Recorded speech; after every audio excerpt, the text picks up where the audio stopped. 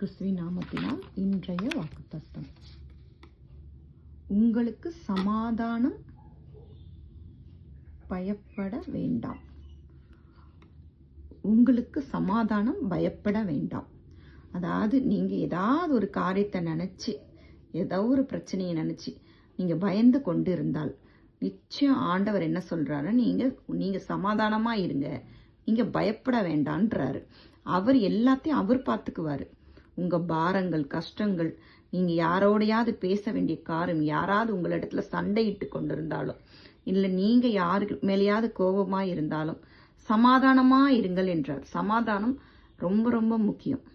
நம்ம சமாதானம் தான் நம்மளுடைய ஆத்மாவை நிம்மதியோடு வைக்கும். நீங்க சமாதானத்தோடு இருங்கள். கர்த்தரிடத்திலே சமாதானத்தோடு இருங்கள். பிறரிடத்திலே சமாதானத்தோடு இருங்கள். பேசும் காரியங்கள்ல சமாதானமாக பேசுங்கள். நீங்கள் சண்டையிட வேண்டிய சூழ்நிலை வந்தாலும் சமாதானமா இருங்கள்.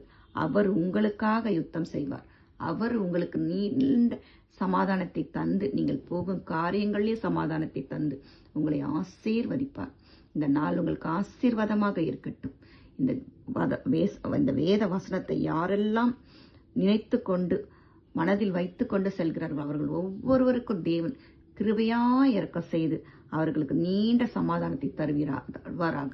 அவருடைய பிள்ளைகளுக்கும் அவருடைய காரியங்களையும் என்ன காரியமானாலும் சரி அவர்களுக்கு நல்ல சமாதானத்தை கர்த்தர் கட்டளையிடுவாராக. ஆமென். அல்லேலூயா. ஸ்தோத்திரம்.